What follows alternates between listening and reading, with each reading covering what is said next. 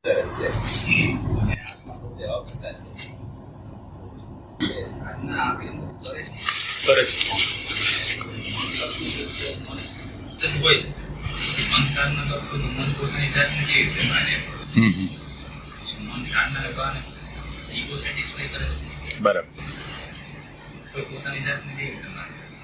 બરાબર. આત્મા અમર છે. હા, અંદર કહેવાનું છે. બરાબર બરાબર. સાધના કોણ કરશે? પોતે અકર્તા. પ્રશ્ન એવો છે, પોતે અકર્તા છે. બીજું તો સાધના કોણ કરશે? ઓલો તો પૂર્ણ છે, તો હવે કરશે કોણ? એટલે પેલો પ્રથમ છે એ છે કે આત્મા છે અકર્તા છે, અથવા તો આત્મા છે એ પૂર્ણ છે. એ છે ઇન્ફોર્મેશન, અને એ ઇન્ફોર્મેશનની નીચે દબાઈ ગયો છે આત્મા. એટલે માનો કે હું અત્યારે એમ કહું કે હું તો પૂર્ણ છું અથવા અકર્તા છું, પણ અકર્તાપણાનો મને અનુભવ નથી અત્યારે. મારા માટે સાધનાની જે શરૂઆત છે એ ક્યાંથી થાય છે? કે આપણે જ્યાં ઊભા હોય ત્યાંથી શરૂઆત થાય. માનો કે તમારે બોમ્બે જવું હોય તો સુરતથી તમારી યાત્રા શરૂ ન થાય, પણ તમારી યાત્રા રાજકોટમાં તમે ઊભા છો ત્યાંથી થાય. તો આપણે જે જગ્યાએ ઊભા છીએ ત્યાંથી આત્મા અકર્તા છે એ સાંભળેલી વસ્તુ છે, પણ આપણે અનુભવેલી વસ્તુ નથી, શોધેલી વસ્તુ નથી. તો આપણે શું કરી? આ ઇન્ફોર્મેશનને સાચી માની તો જ્ઞાન ન થાય. ઇન્ફોર્મેશન એક નકશો છે કે આમ છે, પણ આમ છે માનો કે એમ કે બોમ્બે આવું છે, એ કહી દીધું, પણ બોમ્બે જોયા વગર તો ખબર ન પડે. તો આવી રીતે આત્મા અકર્તા છે, અમર છે, પૂર્ણ છે, એ બધી વાતો શાસ્ત્રોએ કરેલી છે. મને કઈ અનુભવ નથી.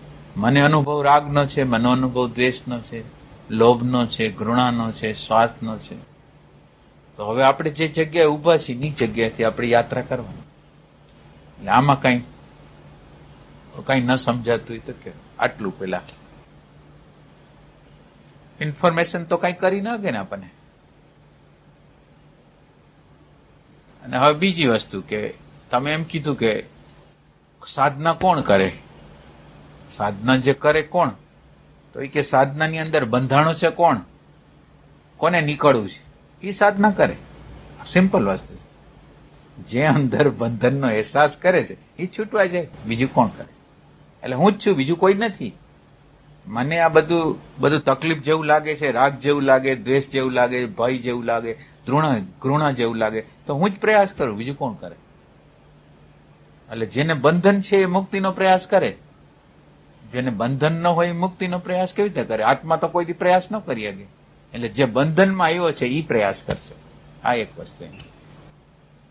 જેને એવો અહેસાસ છે, હવે એ તો આપણે નાની પાડીએ કે એવો અહેસાસ નથી આપણને, પ્રેમ પ્રગટાવાનો, આનંદ પ્રગટાવાનો, શાંતિ પ્રગટાવાનો. એટલે એમ કે એવી ઈચ્છા નથી આપણને એવી ઈચ્છા તો છે ને કે પ્રેમ પ્રગટાવો છે, આનંદ પ્રગટાવો છે, પણ એનો અર્થ એમ છે કે અત્યારે નથી. આપણી આગળ અત્યારે આનંદ નથી, અત્યારે શાંતિ નથી. તો હવે આ શાંતિ આવે કેવી રીતે? શાંતિને પ્રગટ કેમ કરવી?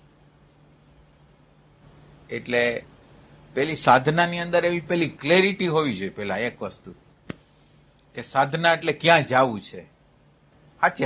અને ક્યાં જવું છે એવી રીતે નહીં કે શાસ્ત્રોએ સંતોએ કીધું એવી રીતે નહીં. તમે જીવન સવારથી સાંજ લગીને જે જીવન જીવો છો એમાં કોઈ પ્રોબ્લેમ હોય તો તમારે શરૂઆત કરવાની, નકર નહીં કરવાનું.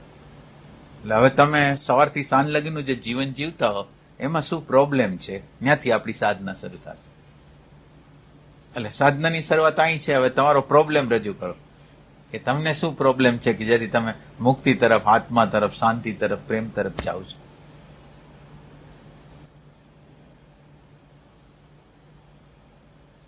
આપણે કાલ્પનિક વાત નથી કરતા, આપણે હકીકત, ફેક્ચ્યુઅલ વાત કરી છે. અને આ ફેક્ચ્યુઅલ વાતની અંદર મને એવું ખ્યાલ છે કે મારી અંદર રાગ છે, મારી અંદર દ્વેષ છે, કોઈ પ્રશ્ન આવે તો હું ગભરાઈ જાઉં છું, પલાયનવાદ કરું છું, પ્રેમ નથી કરી શકતો, મારો આગ્રહ જેવો આવે, મારી માન્યતા આવે, પ્રેમ મારો જતો રહે છે. એ બધી વસ્તુનું મને ફિલિંગ છે, અને એ ફિલિંગ મને સારું નથી લાગતું, એટલે માંથી હું બહાર નીકળવા માંગુ છું. આ મારી અત્યારની હાલત છે. હવે આપણે આમાં ફિલોસોફી નથી, જીવનનું જે હકીકત છે એ છે.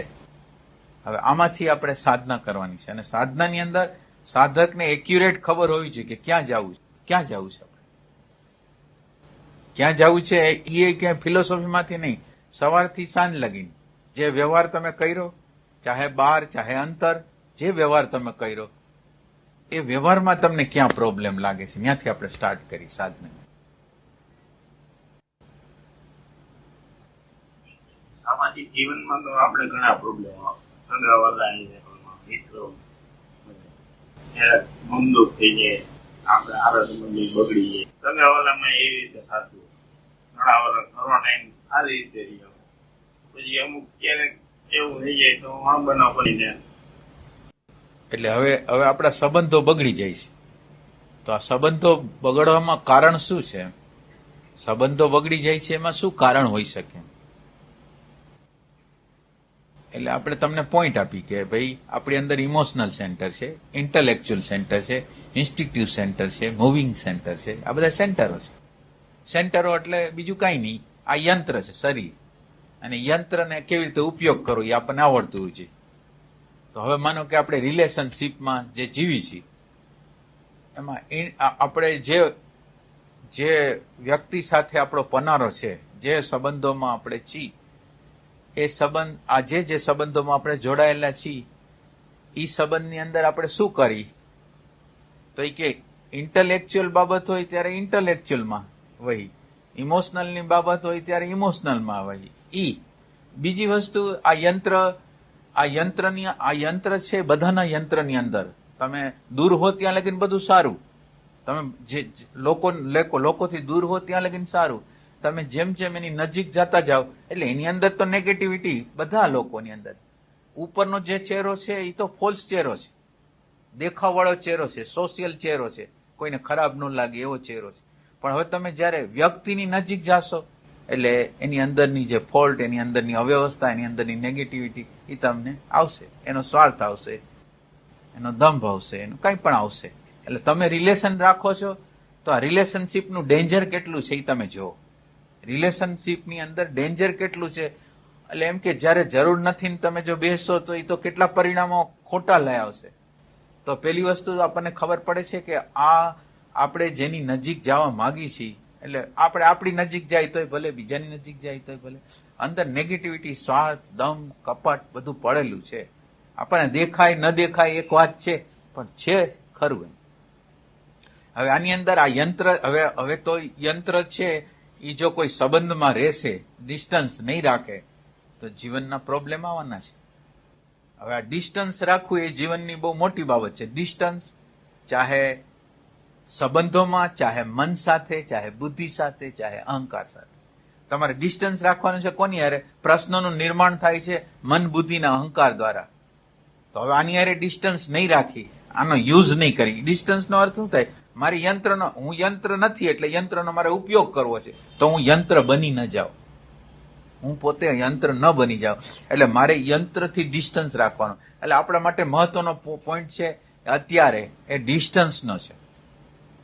ચાહે માનવ સાથે હોય તો ભલે, ચાહે મન સાથે હોય તો ભલે, ગમે તેની સાથે આપણે રિલેશન છે એમાં ડિસ્ટન્સ જોઈશે, સ્પેસ જોઈશે. યંત્રનો જો ઉપયોગ આપણે વ્યવસ્થિત નહીં કરી તો યંત્ર આપણને ક્યાંક ઢળી જશે. અને અત્યારે એવી વસ્તુ છે કે યંત્ર આપણને ઢળી જાય છે. આની અંદરનો એવું મિકેનિઝમ કુદરતે રાખેલું છે. કોઈ પણ XYZ વ્યક્તિ હોય એટલે રાગ હોય, દ્વેષ હોય, એની માન્યતા હોય, એની ધારણા હોય, એના સિદ્ધાંત હોય, એના કપટ હોય, એની લુચ્ચાઈ હોય, એ આખા માનવજાત માટે છે. એટલે આની હારે કનેક્શનમાં રહ્યા આ મન સાથે તો એ કોમ્પ્લિકેટેડ છે. તો એની હારે ડિસ્ટન્સ આપણે રાખી શકીએ. આ સાધના. બીજો એક પોઈન્ટ આની અંદરથી આવે છે. આ ડિસ્ટન્સની સાથે બીજી વસ્તુ એ આવે છે કે અંદરનો ખાલીપો ન હોવો જોઈએ. અંદરનો ખાલીપો હશે તો ડિસ્ટન્સ ક્યાંય નહીં રહે. એટલે બીજો પોઈન્ટ એમાંથી એ આવે છે કે અંદરનો ખાલીપો છે એ દૂર કેવી રીતે થાય. અંદરનો જે ખાલીપો છે, એટલે મને મળવાની ઈચ્છા થાય છે, ટીવી જોવાની ઈચ્છા થાય છે, કોઈ પાર્ટીમાં જવાની, ફિલ્મ જોવા જવાની ઈચ્છા થાય છે. ન થાય એવું નહીં, જાવું નહીં એવું નહીં. એટલે મારા મોતથી હું ગમી જાઉં, પણ મારી લાચારી છે. અત્યારે જે પ્રોબ્લેમ છે એ મારી લાચારી છે. તો હવે આપણે એક સાધનાનો બીજો પ્રકાર એવો છે કે એક પ્રકાર આપણે એમ કીધો કે એની યારે ડિસ્ટન્સ કરવું. બીજો પ્રકાર છે કે આપણે ખુશ નહીં હોય, આપણે અંદર ખુશી નહીં હોય તો આપણે બહાર ડિસ્ટન્સ વગર જ દોડવાના છે.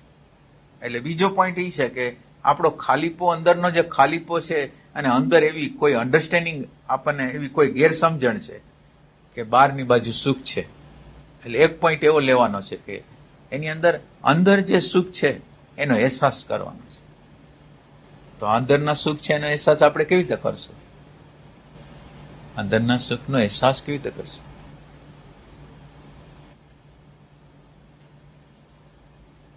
એટલે અંદરના સુખ માટે પણ એક આપણે જરૂર પડશે રાઈટ વેલ્યુએશનની. રાઈટ વેલ્યુએશન એટલે રાઈટ સાચું મૂલ્યાંકન. માનો કે મારી માન્યતા વિરુદ્ધ જાય છે, થોડાક પૈસામાં કંઈક પ્રોબ્લેમ થઈ જાય છે, કોઈ પણ, તો મારે વેલ્યુ પૈસાની, માન્યતાની, ધારણાની, સિદ્ધાંતની કેટલી રાખવી અને કેટલી શાંતિની રાખવી, કેટલી આનંદની રાખવી, એ આપણી આગળ મૂલ્ય હશે. બરાબર? એટલે એક પ્રશ્ન આ છે.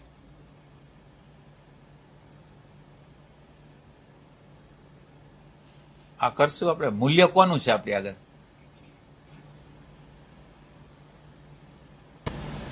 હલો, હોતું નથી. હમણાં અહંકારને કોઈ ચોટ કરે તો શાંતિને આપણે ધક્કો મારીને અશાંતિને ઊભી કરી દઈ. જો રિયલ સેન્સમાં તમે જુઓ તો તમે કરી શકતા હો તો સારી વસ્તુ છે. મને કહે તમે કરી શકતા હો, પણ ખરેખર એમ છે ખરું બધા લોકોને? એટલે સાધના છે એ આ છે. સાધના શું છે?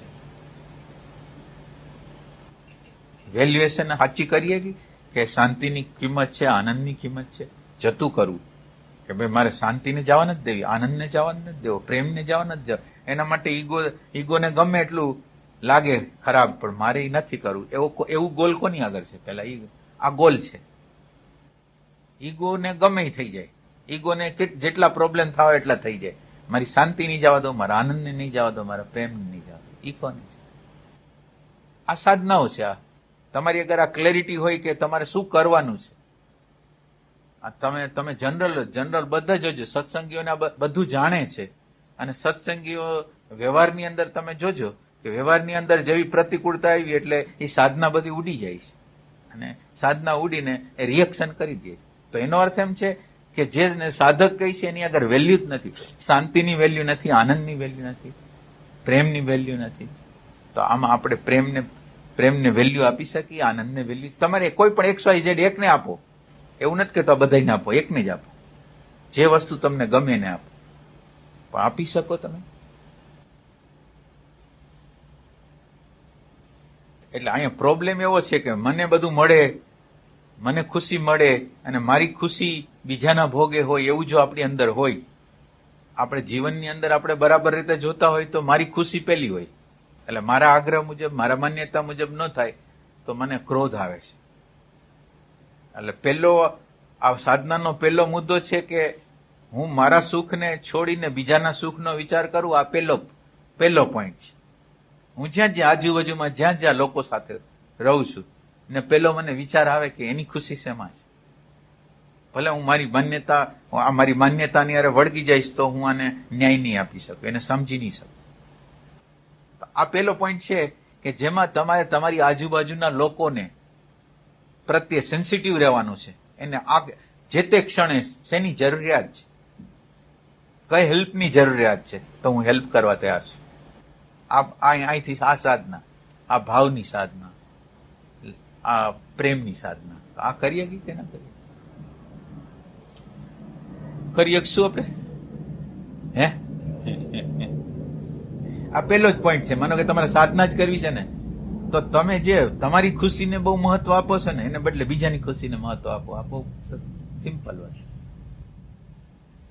એટલે એ છે આપણે તૈયાર બધાય.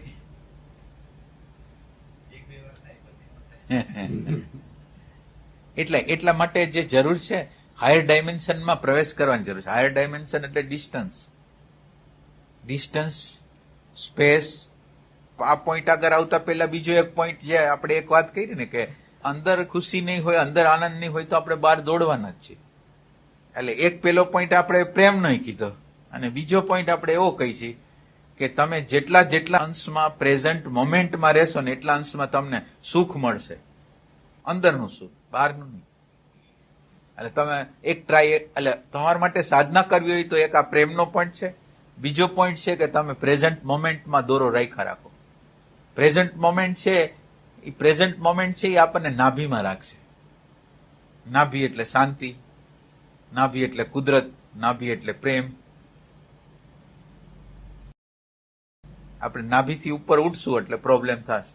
એટલે પ્રેઝન્ટ મોમેન્ટ જે આપણી આગળ, પ્રેઝન્ટ મોમેન્ટમાં રહેવા માટેનો પ્રયાસ. એટલે હવે તમે શ્વાસ માર્યો તો ભલે, બીજા માર્યો તો ભલે, તમારે જરૂરિયાત છે તમારી અંદર જે દિવ્ય તત્વ છે, જે જોવે છે, જે જાણે છે, એને નિરંતર રીતે પ્રગટ રાખવું. આપણી અંદર જે છે ને એને પ્રગટ નથી રાખતા એટલે જે આસુરી વસ્તુ છે એ આપણા ઉપર હલ્લો કરે છે. પ્રકાશ નથી હોતો તો અંધારું જોઈએ. તો આ પ્રેઝન્ટ મોમેન્ટ છે એ પ્રકાશ છે. પ્રેઝન્ટ મોમેન્ટ છે એ આપણને આનંદ સાથે, શાંતિ સાથે, પ્રેમ સાથે જોડી શકે એમ છે. એટલે આપણે સાધનાના બે મુદ્દા આપણે વાત કરી કે પેલો પ્રેમનો મુદ્દો છે, એની અંદર આપણે કેર કરવાની છે, બીજા લોકોની કેર, અને એની કેરની અંદર આપણું સુખ છે એવો અહેસાસ આપણને કરવાનો છે. એમ કે એની ખુશીમાં જે મારી ખુશી છે ને, આમાં મરવાની પણ મજા છે. જો આપણે આ કાર્ય કરતા હશું ને તો આપણી અંદર એટલો બધો સંતોષ હશે, આપણી અંદર કોઈ આપણું વિકૃત ચિત્ર નહીં હોય. આપણને આપણા કર્મથી સંતોષ હશે કે મેં કોઈ કરતા કોઈ વ્યક્તિને અન્યાય નથી કર્યો, અસંતોષ નથી કર્યો, એની કેર જ કરી છે, એનું ધ્યાન જ રાખ્યું છે. તો જીવનની અંદર એટલી બધી સંતુષ્ટિ આવે ને, આપણી અંદર જે જીવનની જે સંતુષ્ટિ આવે છે એ બીજાની કેરથી આવે છે, બીજા માટે વહેવા દ્વારા આવે છે. આપણું અસ્તિત્વ, આપણું વ્યક્તિત્વ મિટાવી દેવાથી આવે છે. કોક વખત એનો પ્રયોગ કરો. એટલે આપણે આ પ્રયોગો તો કર્યા છે, અહંકારને ઉભા રાખીને કર્યો છે. એક વખત આ ટ્રાય કરો. શરૂઆતની અંદર સારું નહીં લાગે પણ પછી સારું લાગશે. એટલે ગીતામાં એમ કીધું, પેલા કડવું પછી અમૃત જેવું. એટલે શરૂઆતની અંદર ઈગો ટાઈપ આપણે હોય ને આપણને એમ થાય કે આ તો બહુ કેવું લાચારી કહેવાય કે આપણે કઈ બોલતા નથી, કઈ રિએક્શન નથી કરતા. એટલે એ વસ્તુ કેર કરવાની. એટલે એક આ સેન્સિટિવિટી, અને તમે એના ફાયદા જુઓ. તમે અંદરથી ખુશી, તમે અંદરથી મોટા થતા જશો, અંદરથી મોટા થતા જશો. તમારી દ્રષ્ટિ વિશાળ થતી જશે. તમારા સુખને તમે છોડો. એટલે એનો અર્થ એમ નહીં કે તમારે તમારી જાતને ટોર્ચર કરવું, તમને સુખ મળતું એવું ન કરવું, પણ પેલી કેર બીજાની કેર. બીજાની કેર કરતા તમારું સુખ એ તમે લઈ આવવાના, પણ પેલું કરવાનું. બીજો પોઈન્ટ છે કે નિરંતર રીતે પ્રેઝન્ટ મોમેન્ટમાં, પ્રેઝન્ટ મોમેન્ટ છે એ દિવ્યતા છે, એ પ્રકાશ છે. એને તમે જેટલો હાજર રાખશો અને એની નેટ પ્રેક્ટિસ કરશો તો અંદરનું સુખ છે એનું ફિલિંગ થશે. અને અંદરના સુખનું ફિલિંગ થશે તો આપણે ડિસ્ટન્સ રાખી શકશું. સગા વાલા, એટલે આપણા માટે આ ડિસ્ટન્સ છે ને એમાંથી પ્રજ્ઞાનો ઉદય થાય છે.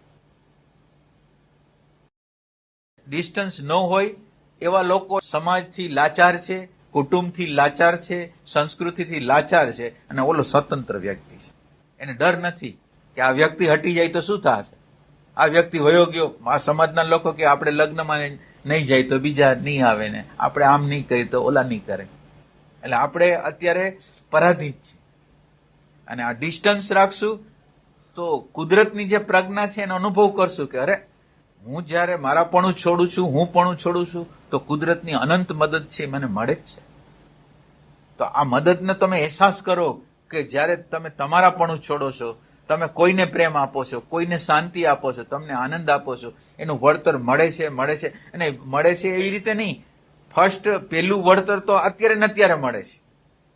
તમે કોઈને પ્રેમ કરો છો, તમે કોઈ માટે વહો છો, તમે કોઈની કેર કરો છો, તમે કોઈને હૂફ આપો છો, તમે કોઈને આશ્વાસન આપો છો, તો પહેલી તો વસ્તુ તમને ખુશી છે. અત્યારે પહેલું જ કર્મની ખુશી છે એ અહીંયા છે. બીજું ભવિષ્યમાં જે આવે એ સારું જ હોય. જે તમે આ અત્યારે સારું કર્યું છે તો સારું જ હોય. એટલે સાધનાને તમારે કરવી હોય તો સાધનાની પદ્ધતિ આ છે, ઇમોશન અને આ પ્રેઝન્ટ મોમેન્ટ મને સતત રીતે વધારી રાખવી.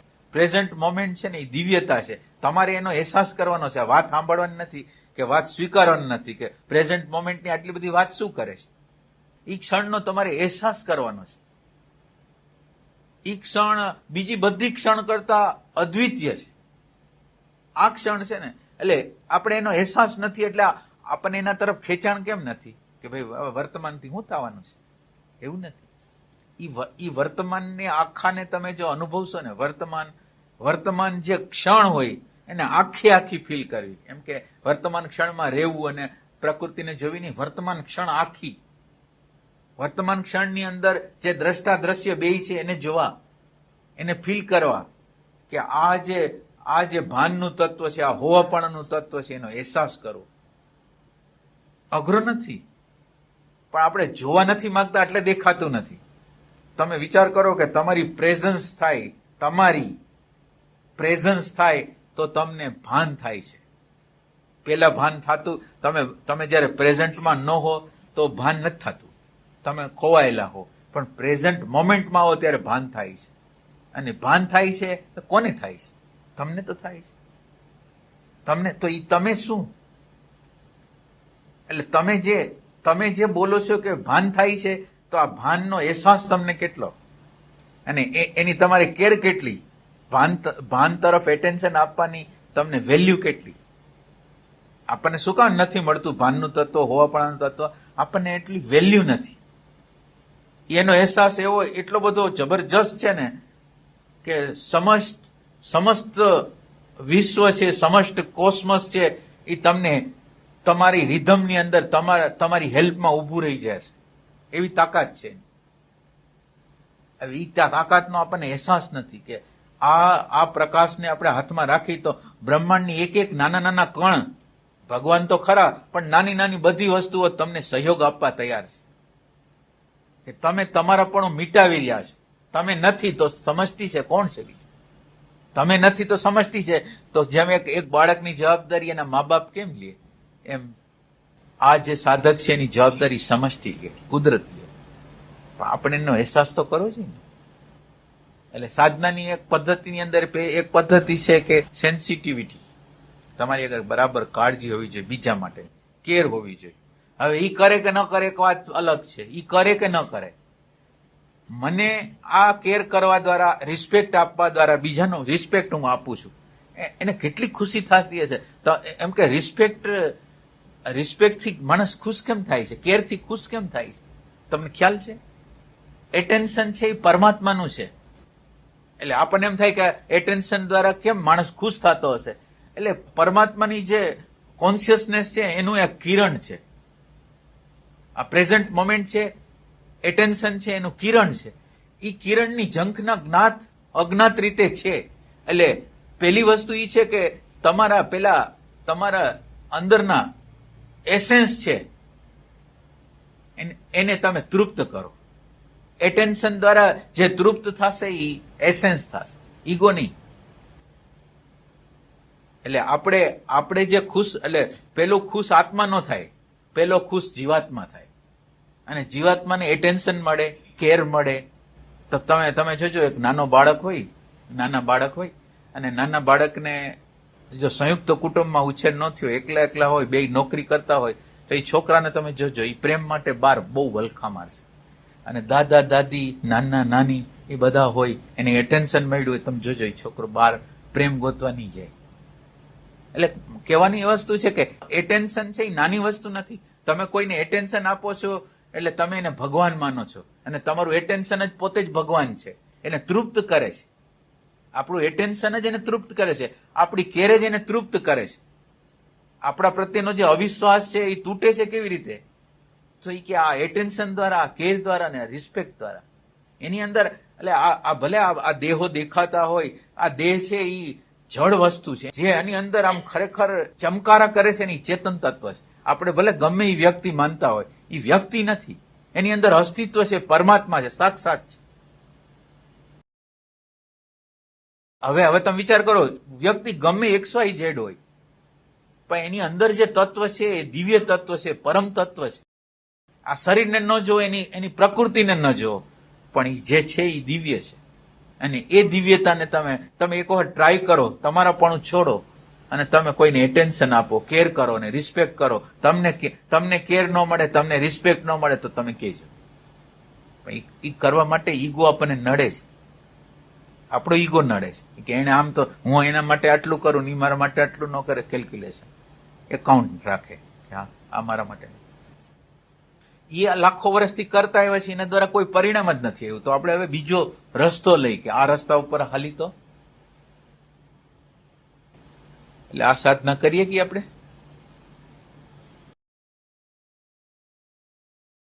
આમાં કોઈ પ્રોબ્લેમ હોય તો કયો. આમાં આ વસ્તુમાં તમને કઈ પ્રોબ્લેમ થતો હોય? બે પ્રશ્ન. એક ભગવાન ગીતાના કહે છે કે જે ગ્રહણ નથી કરતો ને ત્યાગ નથી કરતો એને આ યોગ પ્રાપ્ત થાય છે. તમે જે ડિસ્ટન્સ ની વાત કરી એને અનુલક્ષીને થઈ શકે, એને અનુલક્ષીને જ થઈ શકે. એટલે એમાં શું થાય, તમે અલ્ટિમેટ જે લ્યો છો ને, માનો કે તમે કયો ગ્રહણ અને ત્યાગ, હવે ઈ તમે છોડી દો. અત્યાર પૂરતું એ પ્રશ્નને આપણે છોડી દઈશી. હું ગ્રહણ કરું છું અને હું ત્યાગ કરું છું, બે હું કરું છું. પેલા તમે તમે કરો, કોકને આપો છો, કોકને મદદ કરો છો, ઈ તમે જોવો. તમને કોઈ કઈ આપે છે એને તમે જોવો, તો તમને ફીલ થાય છે કે મને મળે છે અથવા હું ત્યાગ કરું છું એવું આપણને ફીલ થાય છે. પેલી વસ્તુ એટલે આપણે ઈ જે જગ્યાએ જવું છે એ પેલા માનવ જાતનો જે પ્રોબ્લેમ છે એને મળે એમાં પ્રોબ્લેમ નથી, આપવામાં પ્રોબ્લેમ છે. એટલે પેલા માનવ જાતે ઈ અંદરની આખી રચના જ આ ટાઈપ જ છે અને એમાંય મફત મળતું હોય વધારેમાં વધારે. એટલે આપણી અંદરની જે મેન્ટાલિટી છે એની અંદર આપણે અત્યારે જે જગ્યાએ ઊભા છીએ એમાં જ્યારે મને મળે છે ત્યારે હું ખુશ થાઉં છું. જે મળે તે, પૈસો મળે, પ્રતિષ્ઠા મળે, માન મળે, એનાથી હું ખુશ થાઉં. પણ આપવામાં કંજૂસ છું. એટલે મારી અત્યારની જગ્યા આ છે અને આ અત્યારની જગ્યાનો હું અહેસાસ કરું. હું જે લેવા માંગુ છું, હું જે સંગ્રહ કરવા માંગુ છું, એનો હું અહેસાસ કરું કે આ સંગ્રહ દ્વારા મારી અંદરની અંતઃકરણની સ્થિતિ શું થાય છે અને આજુબાજુના લોકોને કેટલું ટોર્ચર થાય છે એ તમે જો. આ જ્યારે મારી આ મેન્ટાલિટી હોય છે ગ્રહણ કરવાની, મેળવવાની, પ્રાપ્ત કરવાની, તો મને કેટલો મારા સ્વાર્થને લીધે મને કેટલો પ્રોબ્લેમ થાય છે અને બીજા લોકોને કેટલો પ્રોબ્લેમ થાય. ખાલી આ જોવાનું છે. અને દેવા દ્વારા, મદદ કરવા દ્વારા તમને રિયલ સેન્સમાં જ્યારે જે સમયે જેને જરૂરી છે એવી તમે હેલ્પ કરો તો અંદરની અંદર રોકડો આનંદ આવશે. આની અંદર એ તમે ફીલ કરો. એટલે તો જો ફીલ કરશો તો તમે ઓલી જગ્યાએ પહોંચશો કે આ જે લેવામાં જેટલા આપણે સંકોચાઈ છીએ એને દેવા દ્વારા આપણે મોટા થઈ જઈએ છીએ. ઈ પેલા આપણને ખબર પડે કે લેવા દ્વારા શું શું પરિસ્થિતિનું નિર્માણ થાય છે. ઈ જો આપણને ખ્યાલ આવી જાય તો હવે લેવા દે એટલે આપણે પાર ક્યારે જાશું? ગ્રહણ અને ત્યાગની પાર ક્યારે જાશું? ગ્રહણ અને ત્યાગને આપણા જીવનના સેન્સમાં સમજશું. આપણા જીવનમાં જ્યારે આપણે ગ્રહણ કરી છીએ ત્યારે આપણે એક નીચા થઈ જાય છે. જ્યારે કોઈ આગળથી આપણે કોઈ વસ્તુ લઈ છીએ ત્યારે આપણે નાના થઈ જાય છે. એની આગળથી આપણે લઈ છીએ કંઈક એમ. આ વિમલાતાઈ હતા કે લોકો હતા, જ્યારે એને પૈસા દે ત્યારે એ આમ આમ આમ નમી જાય ને આમ કે એમ કે હું લેવાવાળી છું, હું લઉં છું.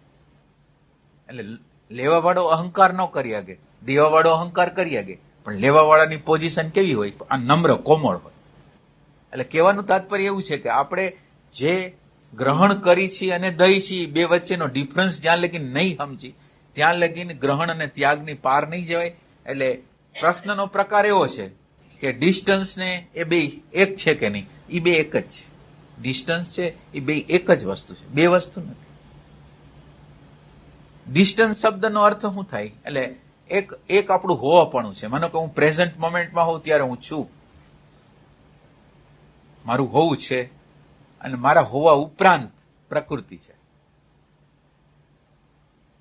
એટલે આ થયું ડિસ્ટન્સ. અને ડિસ્ટન્સ નથી હોતું, પ્રેઝન્ટ મોમેન્ટ નથી હોતી, તો જે હોય છે એ દ્રશ્ય જ હોય છે. આપણી અંદર જે હોય છે દ્રશ્ય. પછી રાગની વૃત્તિ હોય, દ્વેષની વૃત્તિ હોય, લોભની હોય, ઉદારતાની હોય, કોઈ પણ વૃત્તિ હોય, પણ એ બધી વસ્તુ કેવી છે કે એની અંદર દ્રશ્ય વસ્તુ છે. અદ્રશ્ય કોઈ વસ્તુ આપણી આગળ નથી. એટલે આપણે જ્યારે પ્રેઝન્ટ મોમેન્ટમાં આવી છીએ ત્યારે ડિસ્ટન્સ થાય છે.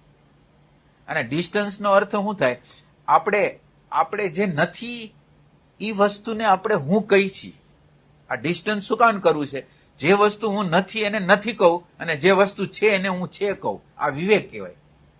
જે વસ્તુ હું નથી જ, માનો કે મારા ચિત્તની અંદર રાગ ઉઠે છે, પણ રાગ હું નથી.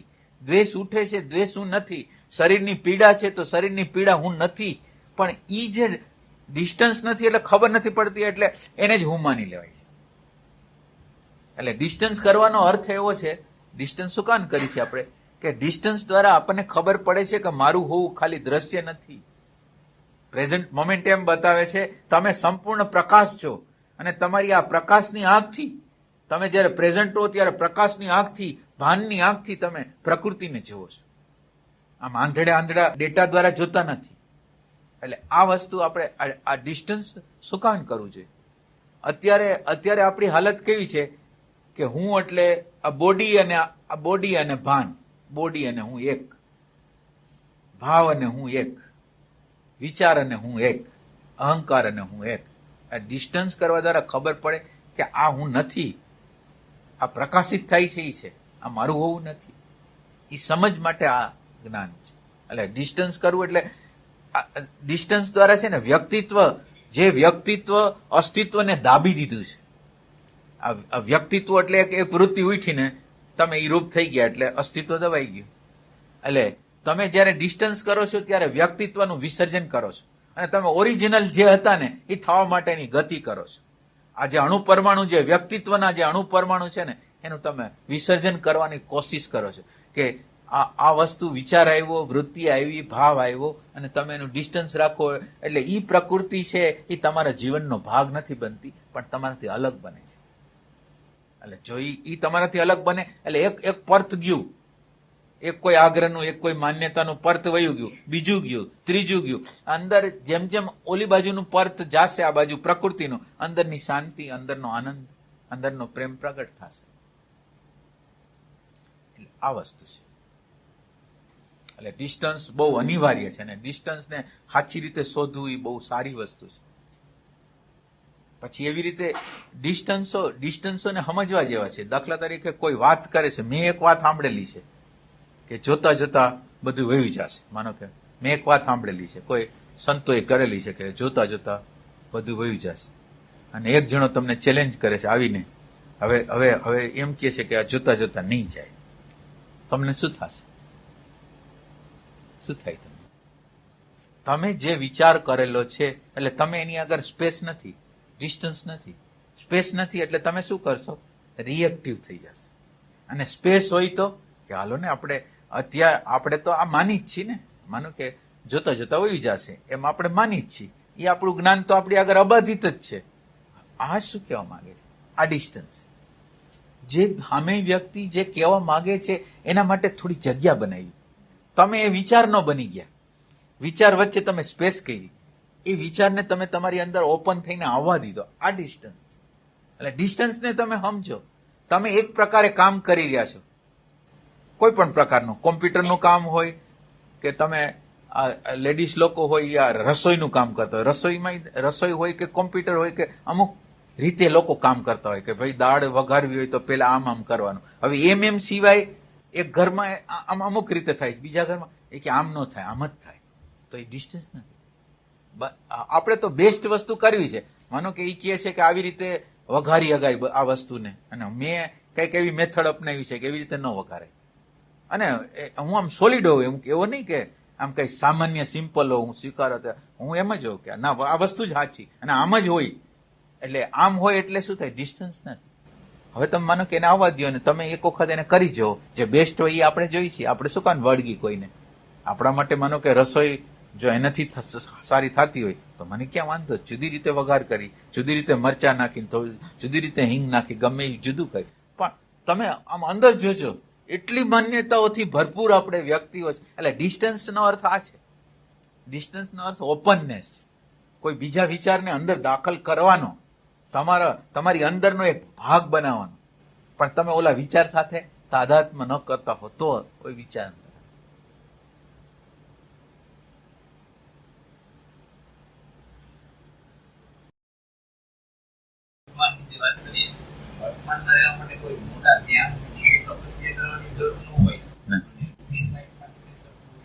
ના ના એટલે એની નેટ પ્રેક્ટિસ કરાય, પછી એને આપણે જીવનનો એવો હિસ્સો બનાવવો છે ને કે નેટ પ્રેક્ટિસ અથવા આપણે પ્રેક્ટિકલ શું કહેવાય ને, ઘરે બેઠા 1 કલાક 2 કલાક કરી છે કે એનો આપણને, જેમ આપણે ગાડી શીખવાની હોય તો કેમ એકાંતમાં જઈને પેલા કોઈ એને ભટકાય નહીં એના માટે કેમ એકાંતમાં કરતા હોય, એ એકાંતમાં કરી છે એટલા માટે નથી કરતા કે હંમેશા માટે એકાંતમાં કરવું, પણ જાહેરમાં કરી શકીએ એના માટે એકાંતમાં કરી. એમ આપણે એક ખૂણામાં 1 કલાક 2 કલાક જે કરી છે એ એટલા માટે કે આ જે ડિસ્ટન્સ પેદા કરતા મને આવડી જાય એના માટે હું આ કરું છું નેટ પ્રેક્ટિસ. અને એ નેટ પ્રેક્ટિસ છે, આ નેટ પ્રેક્ટિસ છે એ તમને અંદરનો આનંદ આપશે. આ નેટ પ્રેક્ટિસ, માનો કે તમે 1 કલાક લગાવીને એક ધારું તમે બેસી શકો અને વર્તમાન ક્ષણને બરાબર રીતે વર્તમાન ક્ષણની અંદર તમારી જાતને ખોઈ નાખો, શ્વાસની અંદર ગમે તેની અંદર તમે જ્યારે તમારાપણું છોડશો ને એટલે અંદરનો આનંદ, અંદરની શાંતિ તમને આવશે જ અંદરથી. એટલે આ પ્રેઝન્ટ મોમેન્ટ છે ને એ આ છે. એટલે પ્રેઝન્ટ મોમેન્ટમાં નેટ પ્રેક્ટિસ પેલા કરવાની, અને નેટ પ્રેક્ટિસની અંદર નેટ પ્રેક્ટિસ કરી એટલે પ્રોબ્લેમ ધ્યાનવાળાને શું થાય છે, એટલે આપણે આ ધ્યાનવાળા શું થાય, 1 કલાકનું ધ્યાન કરતા હોય, 2 કલાકનું કરતા હોય, 3 કલાકનું કરતા હોય, પછી લોકોને એવું વ્યસન થઈ જાય કે પછી કામકાજ કે વ્યવહારો આવે તો એને એમ લાગે કે આ મને ડિસ્ટર્બ કરે છે, આ મને ડિસ્ટર્બ કરે છે, એટલે ઈ ધ્યાન છે એ હાવ ખોટું છે. આપણે ધ્યાન એટલા માટે કરી છીએ કે આ ધ્યાન 1 કલાકનું ધ્યાન, 2 કલાકનું ધ્યાન આપણા જીવનના વ્યવહારમાં વ્યાપી જાય. ધ્યાન એટલે ભાન, ધ્યાન એટલે મારી અંદર જે અત્યારે હાલી રહ્યું છે એનાથી હું વાકેફ થઈ જાઉં. અને હું મારા અંદરના વાકેફ થઈ જાઉં તો હું તો ભૂત ને ભવિષ્યમાં છું, કલ્પનામાં છું. તો આ કલ્પનાઓ ભૂત ભવિષ્ય કપાઈ જાય અને રિયલ વર્તમાન છે એ આવે.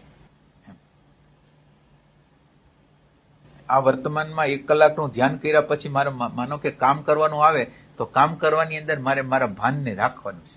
દરેક કર્મ કરું છું ખાલી ભાનમાં છું, બીજું કાંઈ નહીં.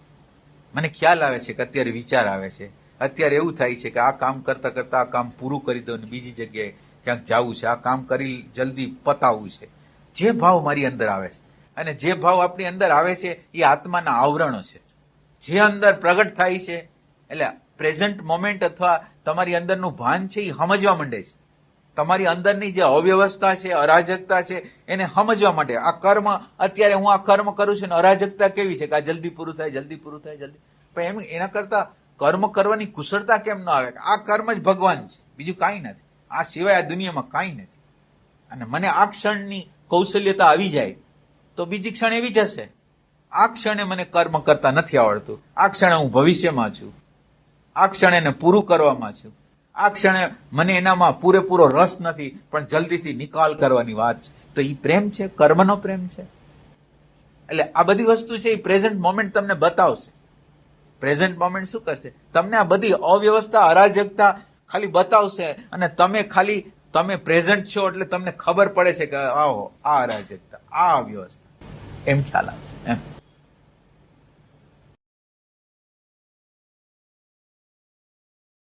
ભગવાન ગીતામાં એવું કહે છે કે હું જેના હું પ્રસન્ન થાઉં એને હું પરાબુદ્ધિ આપું, જેના દ્વારા એ મને જાણી શકે. આ પ્રસન્નતા ભગવાનની છે એ મનુષ્યની કઈ ક્રિયામાં? એટલે પ્રસન્નતા એવી છુપાયેલી છે કે પ્રસન્નતા જેની અંદર પરમાત્માની પ્રસન્નતા સાચી રીતે હોય ને, એટલે 2 વસ્તુ થાય. એક દુનિયાદારી વસ્તુ છે એ આપણને સંતોષ ના આપી શકે. આપણે કોઈ એવી હાયર વસ્તુની ડિમાન્ડ હોય કે આ વસ્તુ મને સંતોષ નથી આપતી, આ વસ્તુ સંતોષ નથી, એટલે આ વસ્તુ જો આપણી અંદર હોય તો બહારની વસ્તુ કોઈ રીતે અનુકૂળ પરમાત્મા ન આપે આપણને. એટલે કુંતીમાએ એમ કીધું કે તમારું વિસ્મરણ ન થાય એના માટે મને દુઃખ આપજો. એટલે સુખ છે એમાં ખોવાઈ જવાની શક્યતા છે. એટલે જ્યારે સાચો સાધક હોય છે તો સાચા સાધકની સામે દુઃખ, સમસ્યાઓ, હજી એક સમસ્યા પૂરી ન થઈ હોય 3 સમસ્યા સામે હોય. તમારે એમ સમજવાનું, તમારી સાધના જ્યારે રિયલ સેન્સમાં થશે ને ત્યારે તમારી આગળ પ્રશ્નોની વણઝાર હશે. આ એક વાત યાદ રાખવાની, સાચી સાધના હોય તો. એટલે જ્યારે દ્રષ્ટાનું પ્રાગટ્ય ખરેખર રીતે થાય ને પછી તમારે સમસ્યાથી તમે ભરપૂર, અને સમસ્યા ઉપર તમે કામ કરતા જાઓ તો સમસ્યાઓ ધીરે ધીરે તમારા જીવનની અંદર હાવ શાંતિ આવતી જાય. કે પ્રશ્નો પેલા કેટલા બધા હતા, એટલે કોઈ પ્રશ્ન નથી. એટલે સાચું આપણી અંદર દ્રષ્ટાપણું પ્રગટ્યું છે. એટલે પરમાત્મા જયારે આપણી અંદર પ્રગટ થવા માંગે ત્યારે પ્યાસ રૂપે પ્રગટ થાય. આપણને એના વગર કઈ ન ગમે. તો એ અર્થ તમારે એમ લેવાનો કે એ પરમાત્માની પ્રસન્નતા છે, જે અંદરના ખાલીપાનો પ્રેમ વિહોણી અવસ્થાનો એનો અહેસાસ એટલો સઘન છે કે આમાંથી મારે બહાર નીકળવું જ પડશે, એવો જે અહેસાસ છે ને, એવો જે પ્યાસ છે ને, એ ભગવાનની કૃપા છે. એટલે ભગવાન જે કહે છે કે હું જેની અંદર પ્રસન્ન થાવ એની અંદર શું આપું, તો કે વિષાદ આપું. જે મૂળ વસ્તુ જે મિસિંગ છે ને એનો રોકડો અહેસાસ, એમ આમ વૈચારિક અહેસાસ નહીં, રિયલ અહેસાસ. એના વગર મને ગમે જ નહીં. અશાંત તો ઠીક, પણ તમને વારે વારે એવા દોરા પડે કોઈ કારણ વગર, કોઈ કારણ ન હોય, કોઈ પ્રસંગ ન હોય, અને તમને અંદર ઉદાસીનતા વ્યાપી જાય. ઉદાસીનતા એટલે એવી ઉદાસીનતા કે તમને એમ થાય કે જીવવું નથી, એટલી ઉદાસીનતા આપણી અંદર પ્રગટ થાય. આપણને આ સંસારની કોઈ વસ્તુ છે એ તો આપણને સંતોષ આપી જ ન શકે. અને આવું જો થઈ શકે ને તો પરમાત્મા આપણી અંદર પ્રગટ થવા માંગે છે, એની સાબિતી છે.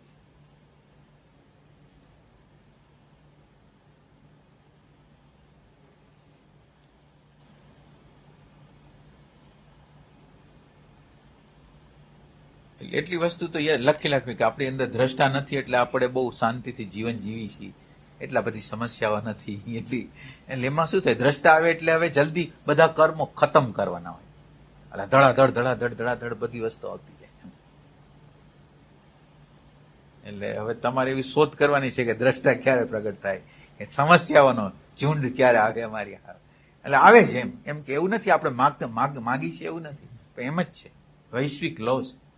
તમે કોઈ પણ સંતના જીવન ચરિત્ર જોશો ને, એટલી બધી સમસ્યાઓ, એટલા બધા પ્રશ્નો ન પૂછો એક સમયમાં, પછી બધા સોલ્વ થઈ જાય.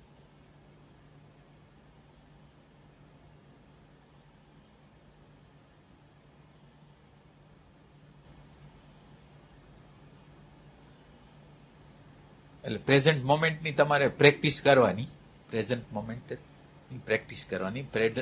મોમેન્ટને ફીલ કરવાનું, પ્રેઝન્ટ મોમેન્ટ પોતે છે એને ફીલ કરવાનું.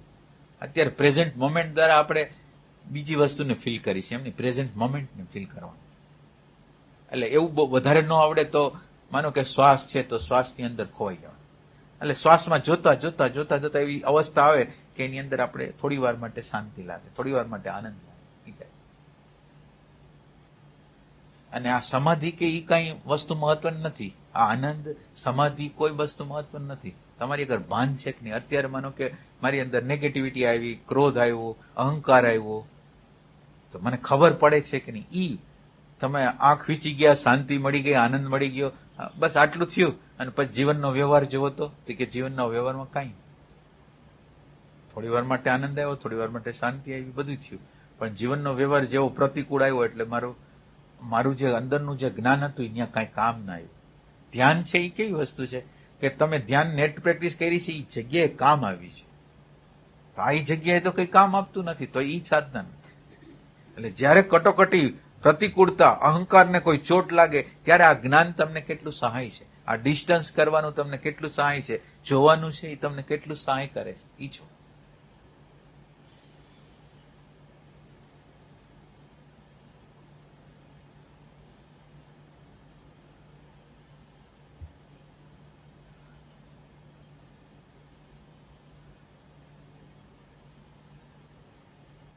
આની અંદર આખી નેચરલ અહંકાર છે ને, અહંકાર ને નેગેટિવિટી ની બધી નેચરલ વસ્તુ છે. એટલે તમે આને ખરાબ ન ગણો. આ બધી એમ કે ગમે વ્યક્તિ હોય, XY Z હોય, માનવ જાતની કોઈ પણ વ્યક્તિ હોય, એની અંદર નેચરલી આમ ભલે દેખાતું હોય હારાપણું, કોકની આગળ કોક સજ્જનતા દેખાતી હોય, પણ છે બધું આવું જ છે. હવે આવું જ છે એટલે યંત્રની રચના જ એવી થઈ છે કે એની અંદર આવું જ છે. હવે તમે એનાથી ડિસ્ટન્સ કરો તો આ રચનાનો તમને આનંદ આવે કે હા આ તો માનવ જાતની આ વસ્તુ મારામાં. અત્યારે આપણો પ્રોબ્લેમ શું છે કે મને કેમ આમ આવ્યું, મને કેમ, એટલે મનેનો સવાલ નથી. આ યંત્ર જ એવું છે કે એની અંદર અહંકાર, રાગ, દ્વેષ, નેગેટિવિટી સિવાય કઈ આવી જ ન શકે. અને આવે એ એટલા માટે આવે કે સ્વાર્થ છે એટલે પોઝિટિવનેસ આવે, સ્વાર્થ છે એટલે કઈ કેર કરવાનો આવે, નકર આવે નહીં. આ ખાલી યંત્રની રચના છે. અને આ યંત્રની રચનાને તમે ડિસ્ટન્સથી જોશો તો યંત્રની રચના સારી લાગશે. તમને કોઈ પ્રોબ્લેમ નહીં થાય, તમને કોઈ ટેન્શન નહીં થાય, તમને એમ થાય કે કેમ છે. એ વસ્તુ નથી. આ બનાવ્યું છે જ એવી રીતે કે એની અંદર એમ જ હોય, બીજું કાંઈ હોય જ ન શકે. તમે એની અંદર હાયર ભેળવો ત્યારે તમે એનાથી પાર. હાયર ભેળવવાનો અર્થ તમે ડિસ્ટન્સ કરશો, આ યંત્રને જાણશો એટલે તમે પ્રોબ્લેમથી સોલ્વ થઈ જશે. એટલે આ કેમ છે, મારામાં આટલી વસ્તુ કેમ ભરેલી છે, એ કઈ પ્રશ્ન કરવાના નથી. બસ એમ જ છે. આખી માનવ જાતને એમ છે.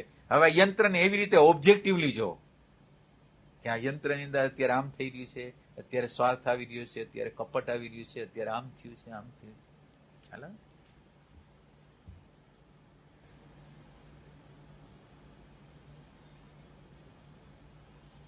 એટલે આ જોવાની પદ્ધતિમાં પ્રોબ્લેમ શું થાય? મને દેખાય કા એનાથી હું ખુશ થઈ જાઉં. આપણા જોવામાં પ્રોબ્લેમ ક્યાં છે? જોવાય તો એમાં કોઈ આનંદ આવ્યો, શાંતિ આવ્યું, કંઈક એવું દ્રશ્ય આવ્યું, અતિન્દ્રિય અનુભૂતિ કંઈ થઈ તો ખુશ થઈ ગયા. અને બીજી વસ્તુમાં કંઈક બહુ વિચાર આવ્યા, નેગેટિવિટી એવી તો નારાજ થઈ ગયા.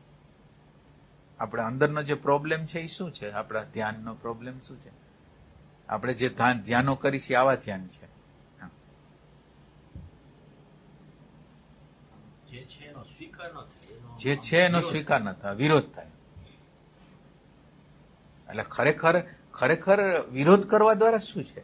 સમજવા દ્વારા છે. માનો કે ભલે ને કચરો હોય પણ મને ખબર તો પડે. એટલે આપણે અત્યારે આ જોવાની પ્રક્રિયા કરવાની છે કેવી રીતે કે આવે એટલે સારી અવસ્થા આવે તો તમે એને પૂછો. માનો કે શાંતિ આવી, આનંદ આવ્યો, પ્રેમ આવ્યો, અતિન્દ્રિય અનુભૂતિ, એટલે તમે એને પ્રશ્ન કરો કે આ મારા રાગને દૂર કરશે, મારા દ્વેષને દૂર કરશે, મારી ઘૃણાને દૂર કરશે, મારા અજ્ઞાનને, મારા ખાલીપાને આ દૂર કરવાની તાકાત ધરાવે છે?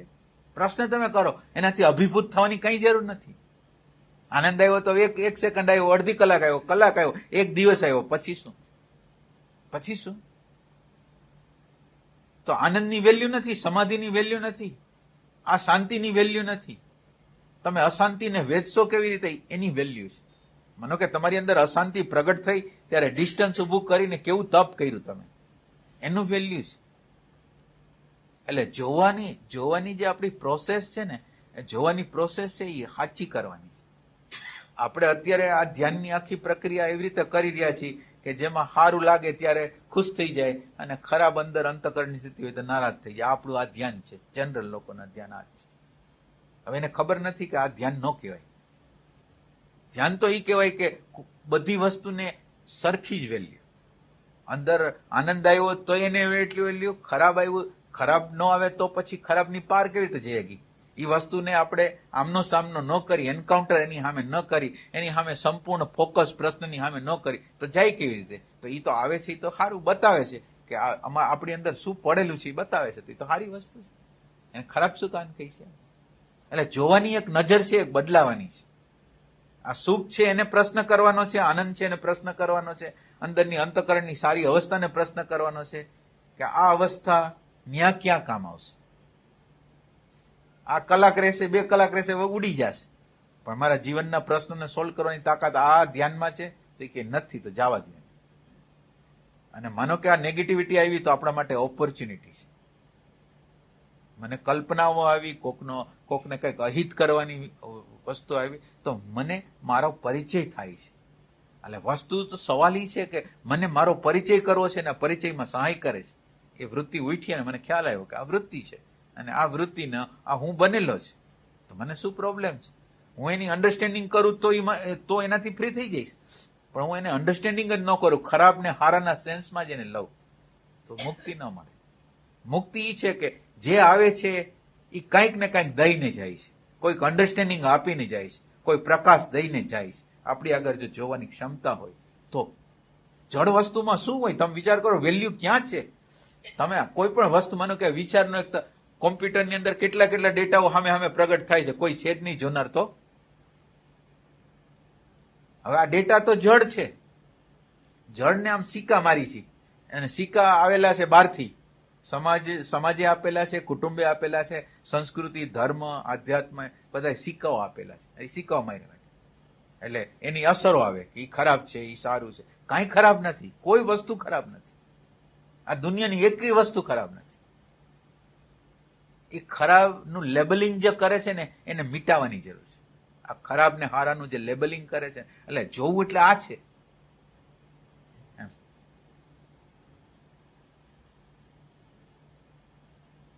અને ઈ જોવાની પ્રક્રિયા તમે જેમ જોનાર તરફ જાશો ને, જોનાર તરફ જાશો તો જ ઈ પાવરફુલ થશે.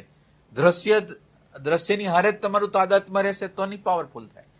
દ્રશ્ય તરફ ક્રમિક રીતે તમે અંદર અંદર જોનાર ઉપર આવતા જાઓ, જોનાર ઉપર આવતા જાઓ. જોનારનું બળ વધારો, દ્રશ્યનું બળ ન વધારો, દ્રષ્ટાનું બળ વધારો. ઈ એટલે તમારે બીજું કઈ નથી.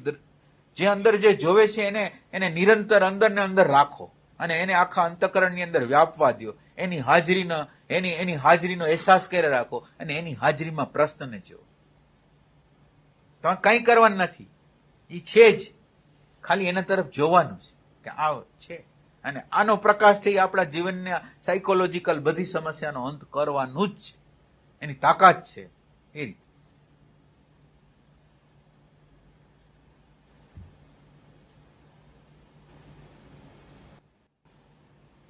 કેવું છે ને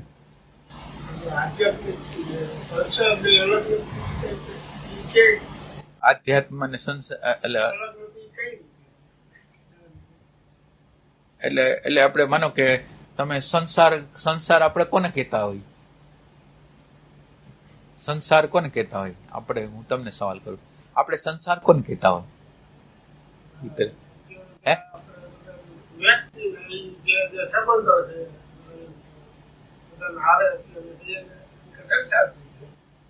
એટલે ખાલી વ્યક્તિઓને જ સંસાર કહી છે?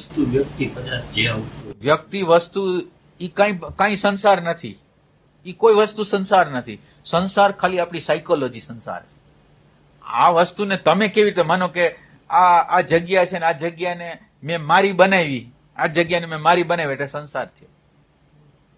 એટલે આ કુદરતમાં હતું મારી, એટલે આ શરીરના અસ્તિત્વ પહેલા હતું. આ શરીર નહીં હોય ત્યારે હશે, પણ હું અને મારાપણાની જે વેલ્યુ આપું છું ને એ સંસાર છે. અને રોંગ વેલ્યુ, ખોટી વેલ્યુ આપવી એ સંસાર છે. એટલે સાયકોલોજી જેટલી બધી છે ને એ સંસાર છે. સંસાર બીજું કઈ નથી. હવે તમે વિચાર કરો કે આ સંસાર છે અને અધ્યાત્મ શું છે? માનો કે આ સંસાર કીધું, વૃત્તિ, વિચાર, ભાવ, ઈગો બધું સંસાર છે. હવે આ સંસાર, આને આપણે સંસાર કીધો, તો હવે અધ્યાત્મ કોને કહે? તો કે એનો જોનાર છે એ અધ્યાત્મ છે. તો બે હંમેશા હારે જ હોય. અને આ જે જોનાર છે એ જોવે એને ઓને ટચ કરે એટલે ઓલું સોનું બની જાય. આ જે આને ઓને અડે એટલે બેનો વિભાજન જ નથી. આપણા સાયકોલોજીકલ સ્તર ઉપર ડ્યુઆલિટી પેદા, એટલા માટે ડેટાઓ ઊંધા ડેટા ગયેલા છે. અને ઊંધા ડેટા સતત રીતે અંદર સંઘર્ષ કરે છે. આપણી અંદર જે સંઘર્ષ કરે છે એ ડેટા જ કરે છે. જેટલા અંશમાં દ્રષ્ટા આપણી અંદર પ્રવેશ કરે ને ડ્યુઆલિટી ખતમ થતી જાય. જે આજ જોનાર છે એનો પ્રકાશ કેવો છે? એ બધી વસ્તુને એક સાથે લઈએ. બધી વસ્તુને એક સાથે લઈએ એટલે શું? મેં ક્રોધ કર્યો, જો મારી આગળ પ્રકાશ નથી તો શું થશે? ને પ્રકાશ છે તો મેં ક્રોધ કર્યો, છોકરા પ્રત્યે, પત્ની પ્રત્યે, પતિ પ્રત્યે, ગમે તેને પ્રત્યે ક્રોધ કર્યો. હવે ક્રોધ એક થઈ ગયો. એના પછી થોડી વાર પછી પ્રેમ બતાવો, થોડી વાર પછી પ્રેમ બતાવ્યો. તો હવે પ્રેમ બતાવ્યો એ હું, અને ક્રોધ કર્યો એ કોક બીજું. આપણી અંદર ડ્યુઆલિટી તમે જોવો.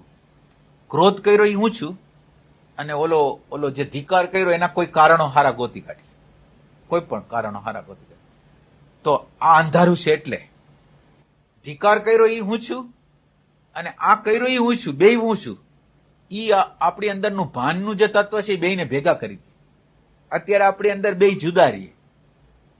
આ બધી વસ્તુ આપણી અંદર જુદી રહી કે આ જુદું અને આ જુદું. એટલે પ્રેમ કરનાર હું અને ધિકાર કરનાર કોક, સારું કરનાર હું, ખરાબ કરનાર કોક. એમ નહીં, ઈ તમને એ પ્રકાશ તમને બતાવે બે તમે છે. પ્રકાશે શું કર્યું? ખાલી એટલું જ કર્યું કે તમે જે ડ્યુઅલ કરતા હતા ને કે આ હું ને આ હું નહીં, એને ખાલી એટલું જ એને બેયને ભેગા કરી દે. પ્રકાશની અંદર એવી તાકાત છે કે એ ભ્રમણા પેદા ન કરવા દે. ઓલું શું થાય? દિવાલ ઊભી કરી દે. પ્રેમ એક જગ્યાએ એક દિવાલ ઊભી કરી દે એટલે પ્રેમ આ બાજુ રહી જાય અને ધિકાર આ બાજુ રહી જાય. એટલે ધિકાર કોક કરે, પ્રેમ કોક કરે. એટલે બેયને અલગ અલગ રાખે. અને આ પ્રકાશ છે બેયને એક કરી દે. બેયને એક કરી દે. આ બે તમે જ છો, બીજું કોણ હતું? પ્રેમ કરવાવાળો, ધિકાર કરવાવાળો, રાગ કરવાવાળો, દ્વેષ કરવાવાળો, ક્રોધ કરવાવાળો, શાંતિવાળો પોતે જ છે, બીજું કોણ છે? તો આ એક્સેપ્ટ એટલે આપણે એટલા બધા એબનોર્મલ છીએ કે આપણે ઓમ સામાન્ય છીએ અને આપણી સામાન્યતાને આપણે કબૂલ નથી કરતા. આપણી અંદર હાવ લોઅરથી લોઅર પ્રકારની વૃત્તિ છે, પશુતા જેવી બધી વૃત્તિઓ આપણી અંદર પડેલી છે અને હારામાં હારી વૃત્તિ પણ પડેલી છે.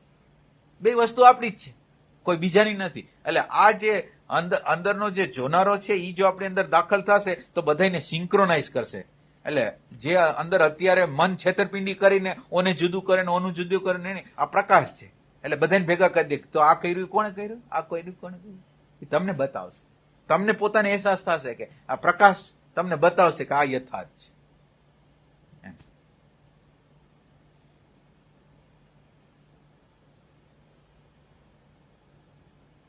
હાચે હાચો પ્રકાશનો આપણે અનુભવ કરવાનો છે. આ પ્રકાશને હાચે હાચી રીતે ફીલ કરવાનો છે. આપણે દ્રષ્ટા સાક્ષી કહી છે તો હાવ ખોટા છે. આપણી અંદર પ્રકાશ હોય તો શું થાય? પ્રકાશ હોય તો શું થાય? મેં એક દ્રષ્ટાંત આપ્યું કે બુદ્ધ ભગવાને જોયું તો પ્રકાશથી જોયું. એક વ્યક્તિ રસ્તામાં હાલ્યો જતો હતો અને કોકે એમ કીધું કે કોઈને ઉઠાડતા હતા એને એમ કીધું કે ઉઠો, બહુ મોડું થઈ ગયું છે. તો એ વ્યક્તિ એ રસ્તામાં હાલતો હતો એને એમ થઈ ગયું કે ખરેખર મારા જીવનની અંદર મેં મોડું કર્યું છે, જે જાણવાનું હતું એ તો રહી ગયું છે. હવે ખાલી એક જ વાક્ય છે, તમે આ સાચી ઘટના છે, ખોટી નથી. આ સાચી ઘટનાની અંદર એ પછી સંન્યાસ લે છે ને એ જે તત્વ છે એને પામે છે. તો તમે વિચાર કરો કે એને કેવી રીતે કહી. એટલે આપણે એમ કહીએ જોવું એટલે શું? આ જોવું એટલે શું? બે ડ્યુઆલિટી એક જ છે, એ કઈ રીતે સારું છે મારું છે અને ખરાબ છે? એટલે આપણે આ વૃત્તિ છે એ હું છે એવી રીતે આપણે માની છે. જયારે આપણને એવું નોલેજ, આપણે એવી અન્ડરસ્ટેન્ડિંગ થાય કે આ જે પ્રકાશ કરનાર તત્વ અલગ છે અને પ્રકાશ કરનાર જે તત્વ છે, ભાનનું તત્વ છે, હોવાપણાનું તત્વ છે, એ અલગ છે, એવો અહેસાસ મને જો થાય તો પછી આ બધી વસ્તુ જે, એટલે અત્યારે શું છે કે અત્યારે કોઈ અંદર છે નહીં, અંદર કોઈ ચોકીદાર હોય, અંદર કોઈ નથી. એટલે મારી અંદર માનો કે રાગ આવ્યો તો રાગે કામ કરી દીધું, દ્વેષ આવ્યો તો દ્વેષે, લાગણી આવી તો લાગણી, ધિકાર આવ્યો તો ધિકાર. અત્યારે કોઈ અંદર તો છે નહીં. સાક્ષી જયારે આવે છે ને, સાક્ષી ચોકીદાર જયારે આપણી અંદર આવે છે ને, ત્યારે બીજા લોકો આપણો કબજો ન કરી શકે. તો આપણે રાગને જોઈ, દ્વેષને જોઈ, અને રાગ અને દ્વેષ, એટલે રાગ હોય ત્યાં જ દ્વેષ હોય. તમે બરાબર સમજજો કે તમારી નજીકમાં નજીક વ્યક્તિ હોય ને એ દ્વેષ કરી શકે, બીજું કોણ કરે? દૂરની વ્યક્તિ થોડી દ્વેષ કરે ને. એટલે ખરાબમાં ખરાબ સંબંધો બને છે નજીકના લોકોનો. બીજા અવતારમાં એ લોકો માગે છે કે આ પતિ ન મળે, આ પત્ની ન મળે, આટલા લોકો ન મળે. રિયલ કહું છું. આ જે દુશ્મનાવટ, એટલે તમને ખબર નથી, એટલે એને કેટલું દમન કરવું પડતું હોય, પતિને પત્નીને બધાને ગમતું નથી એવું કેટલું કરવું પડતું હોય. એટલે અંદર પછી શું બને? ધિકાર સિવાય શું બને? એટલે આ જે પ્રકાશ છે ને એ બધાને, હવે અંદર પ્રકાશ છે તો ખબર પડી કે આ વૃત્તિ આવી, બીજો પ્રકાશ છે તો કે આ વૃત્તિ આવી, ત્રીજો પ્રકાશ છે એટલે આ ખબર પડી. એટલે બધાને એ સમજી શકે કે આ વસ્તુ આમ છે. ઓલું ચાલાકી, આપણું મનની ચાલાકી કરી, રાગ કરે તો ઓલા દ્વેષ કરે તો પોતે નહીં, રાગ કરે અથવા બીજાની કોઈ કેર કરે તો હું. એ બધી વસ્તુને આ દ્રષ્ટા જોવે ને સમજે કે આમાં કેટલી ચાલાકીઓ મને કરેલી છે. તમે રિયલ સેન્સમાં તમે જયારે અંદર જોશો ને તો તમને એમ લાગશે કે અંદર પ્રેમ વિહોણી સ્થિતિ છે. અત્યારે આપણને આ સાક્ષી નથી એટલે આપણને ખબર પડતી નથી. આપણે જે લોકો સાથેના કનેક્શનમાં છીએ ને ત્યાં ફોર્માલિટી વાળા જ છીએ, અંદર પ્રેમ નામનું તત્વ છે જ નહીં. આ એવો અહેસાસ ક્યારે કરી શકશું કે જયારે આપણી અંદર રિયલ દ્રષ્ટા, રિયલ જોનાર આપણી અંદર હશે ને ત્યારે જ ખબર પડશે. અત્યારે આપણા કોઈ કર્મ આપણને બહુ તકલીફ પેદા કરતા નથી, પણ તમારી અગર રિયલ જોનાર હોય ને તો તમને બધી વસ્તુ સંઘર્ષ, તમને દરેક વસ્તુ પ્રોબ્લેમ કરે.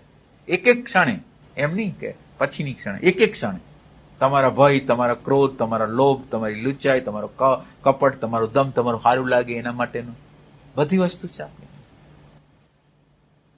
એટલે આ પ્રકાશ હોય તો ખબર પડે. અંધારું હોય, બધી વૃત્તિઓ એની રીતે આવે, આપણું કામ કરાવી, આપણને કરાવીને પછી વયું જાય, કરાવીને વયું જાય. હવે એને સિંક્રોનાઇઝ કોણ કરે? કોઈ જોનાર જ નથી. જોનાર હોય તો બધાને બધાને એક ડેટાને બધાને લઈ લે કે હા આ ડેટા આમ કરે છે, આ ડેટા આમ કરે છે, આ ડેટા આમ કરે, આ કેવી રીતે લુચાઈ કરે છે, આ કેવી રીતે કપટ કરે છે, કેવી રીતે તો આખું મિકેનિઝમ જે મનનું મિકેનિઝમ છે એ ખ્યાલ આવે. જેટલું